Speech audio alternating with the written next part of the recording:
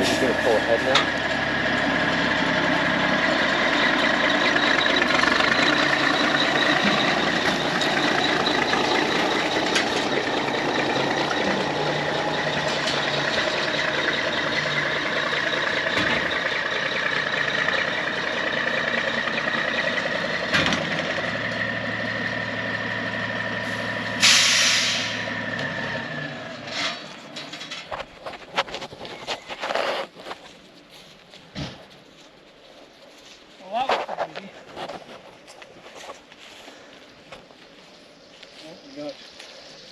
Bubblicious.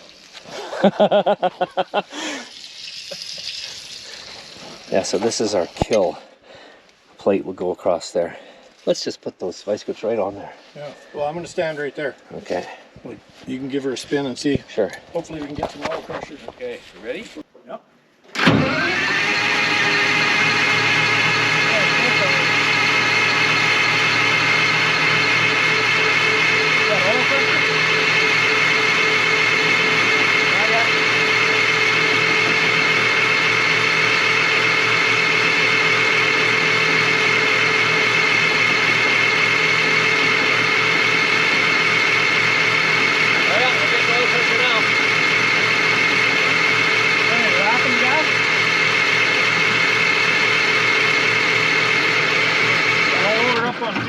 We're best to just start it idle. Yeah. Because you crack that, you throw the throttle down, and it's going to load her up. I don't think there's a set throttle. There isn't. Does the throttle work? Can you see it? Oh yeah. Yeah. Okay. Yeah.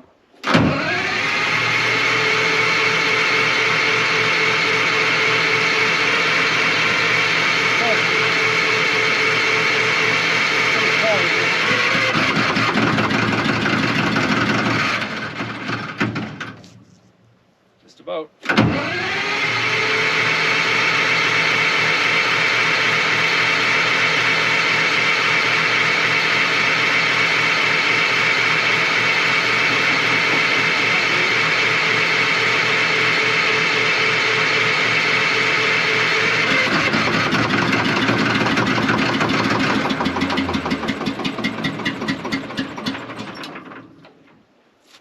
She seems pretty tame. Yeah.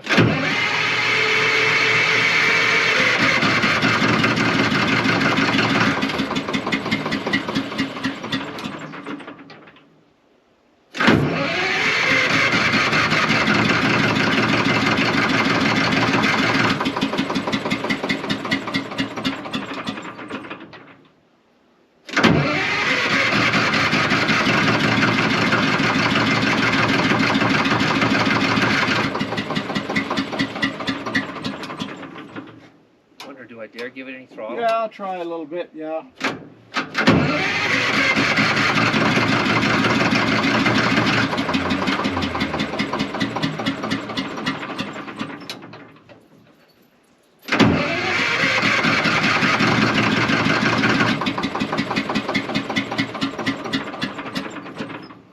It's getting better.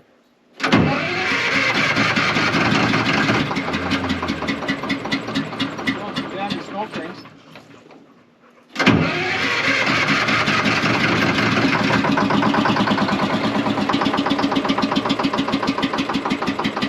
there a inline fuel valve? None of that was, it was running. They're cold-blooded. They don't like cold starting. But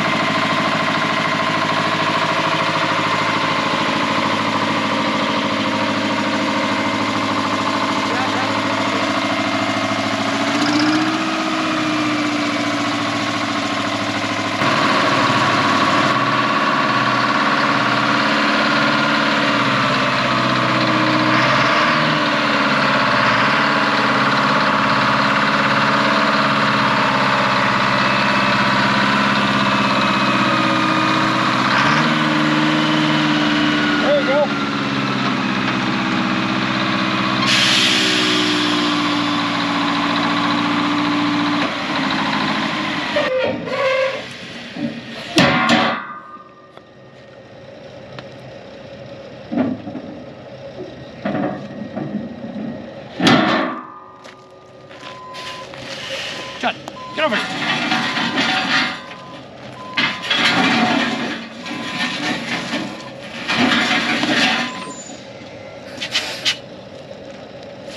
Easier now, buddy.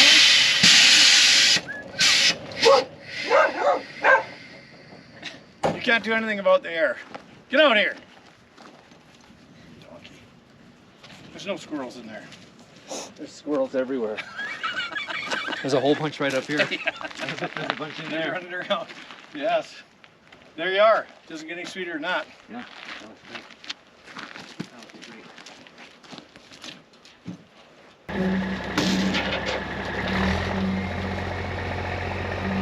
How's it look there? So far?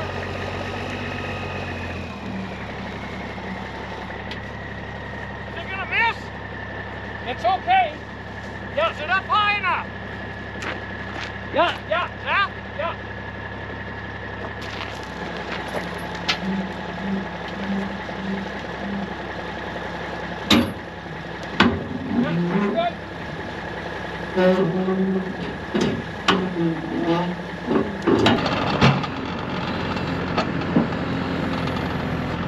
Okay.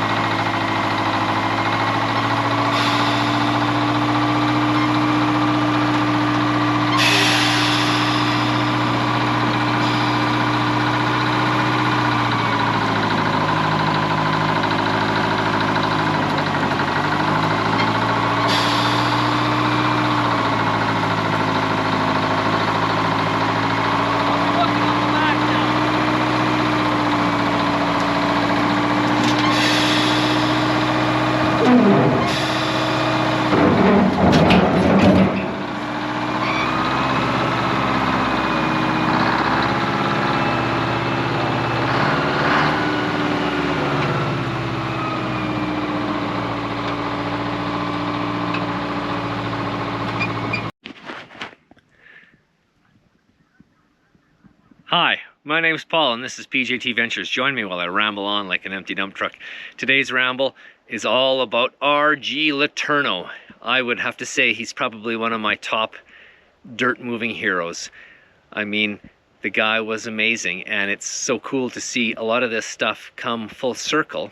And anyways, it's taken me a few days to kind of calm down after a crazy exciting Saturday. Anyways, this is a LeTourneau Westinghouse, so I think it's in the early 50s. I don't quite know everything about it yet. Of course, there's going to be lots of homework. But anyways, we were able to get it running, and none of the electrical system works. And I think that's probably why it sat for so long and no one either resurrected it or was willing to touch it. But it's been tucked away. I've known about it for a few years now, and I've spent many a nights pining over this thing. So yeah, you can see here the excuse me, the LeTourneau Westinghouse logo now. So this is for the scraper body, and look at that, load capacity 9 tons. Looks like there's the even stamp right in there. So anyways, I think this kind of scared people off. Those electrical winches and brakes. But you can't fix what you don't have, so we'll fix it. This is the Tourneau body, or I guess the Tourneau front end. So it's a DP.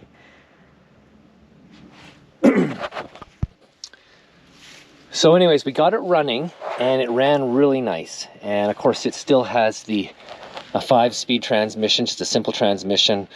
And then I think this is a 471 Detroit. And we were a little bit concerned, of course, when we started it, that we didn't want it to have a runaway, but this conveniently already had an emergency stop. And we did find that if you pulled the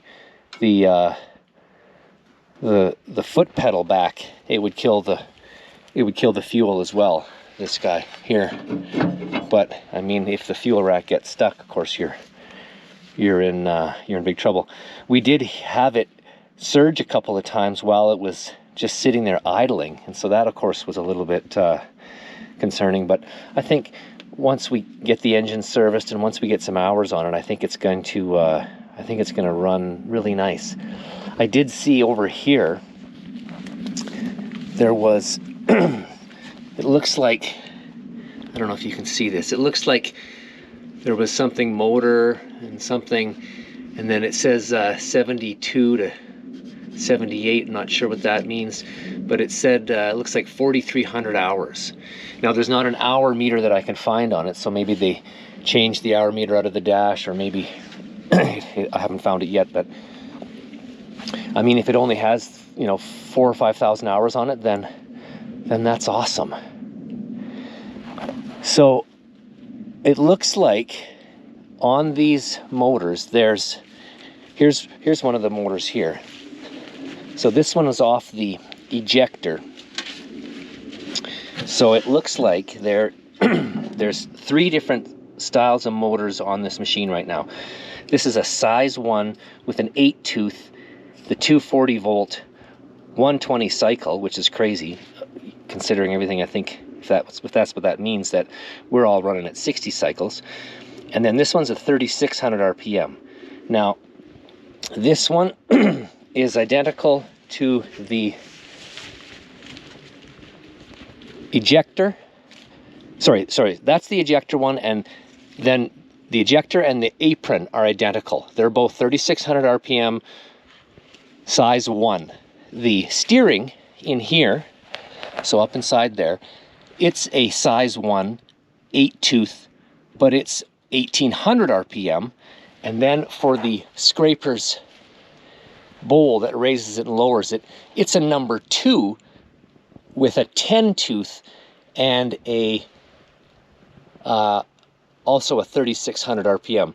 So there's 3 different electrical motor brake assemblies on this unit, and I did a little bit of digging the other night online, and I did see that there was, I think, LeTourneau cranes, and there was a company that was retailing the number 2s. So that could be something where maybe I could find some refurbished ones. Now inside here, of course, there's the big generator that is in between the engine and the transmission. There's a big generator here. Now I haven't tried to turn anything on. I don't dare turn anything on until I can kind of isolate some things and figure out what exactly is happening here. I know those all those motors are all going to have to be rebuilt. We'll see what happens with this alternator in here. There was some talk on some things that I read on some different blogs about they would run different voltages to run the kind of the automotive side of the system, and that was kind of troublesome. So a lot of people just suggested that you put a 24 volt generator on the motor and just never mind having to use different transformers to get down to DC. Now here's the dash. This is so great. This is the steering wheel. That's the steering wheel. And then there would have been these different controls for the tailgate, or the ejector, the apron, and the hoist. And on the front, I'll show you here in a minute. There was trunnions where you would mount a front blade. Imagine how awesome a front blade would be. Anyways, the air, so it has air brakes, and the air system worked, and the brakes worked. The clutch was kind of stuck, probably just rusty, and we were able to get it to break loose, and now the clutch works. So the engine and the transmission and the final drives and everything else seems to work really nice, the brakes, but of course it can only just go forward and backward. It can't turn because we're going to have to get that electrical system working and get those motors rebuilt, and who knows what's going to all have to get rebuilt here. It's probably all going to have to get replaced. And I mean, it's a big job, but there's so much cool history here. So much cool history.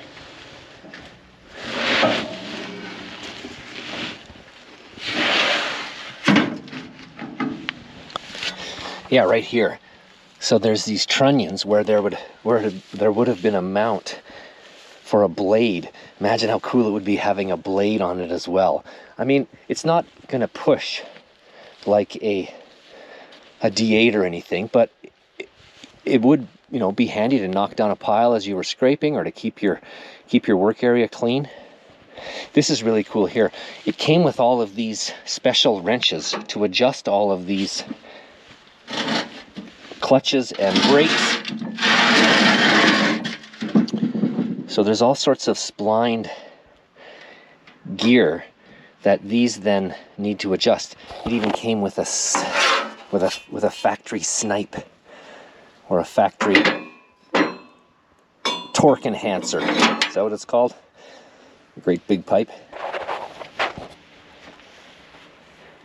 Yeah, so the air system, I mean, it's in really nice shape.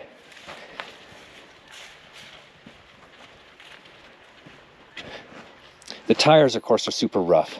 When we went to fill up the tires, this here, I made this little adapter, because these are like giant versions of Schrader valves. Like they're huge, and by chance I had made a handful of these for the local tire shop, where when you fill up a tube, or when you fill up some big valve stems, you can spin off the Schrader valve assembly, and this thread, of course, is the thread that holds your keeper little nut. These are all usually plastic now, but I found a handful of brass ones that were on some old equipment. And so then I just soldered this brass keeper nut that has those threads that match the outside of this valve stem, the large section of the valve stem, but it happened to match this Schrader valve. I'd never seen a big version of Schrader valve like this before. But that's how we were able to fill up the tires. And I mean, they're shot, but they got it home. This looks like maybe this was the first one to give them trouble, because they had taken this one off. Even comes with a free Allen key. This is the other scraper that I have. This is another LeTourneau. This is a 014. So I think the 14 means it's a 14 ton. And you can see the difference here. This is a 9 ton and a 14 ton. So it is a fair bit bigger, but still pretty cool. Imagine when the TD15C pushes on this while we're loading. Oh, it's going to be awesome. These are some cool limit switches. So for when these come to their travel, I guess that turns things on and off.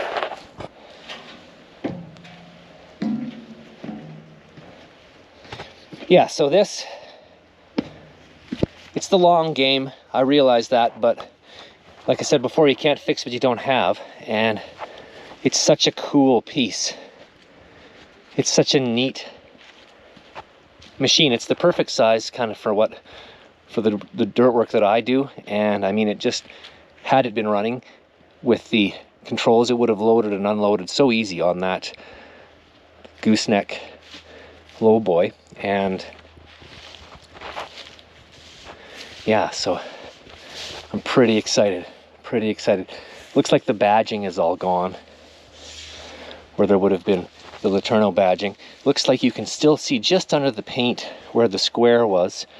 And if the sun is right, you can actually see it says LeTourneau, and then there's the W, Westinghouse. You can just see the E here. So this one only ever said LeTourneau. So I'm not quite sure the age of this one.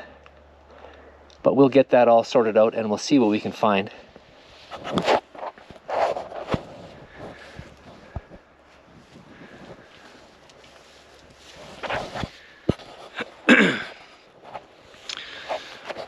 Anyways, YouTube's always telling me to put a call to action. So I will put a call to action. I need you guys to find me number 1 and number 2 electric LeTourneau motors, or whatever you want to call them. And if you guys know of somebody who knows where they get rebuilt, or somebody who has new old stock, or you know, some type of any information on it, I would love it. Just leave a note in the comments and I can start to chase some of this stuff down. I mean, it's going to take it'll take me a while to get this thing going, but I mean, I think we're well on our way to get it hauling dirt again. So with that, I'll say thank you again for watching and look forward to seeing you on the next one. Bye for now.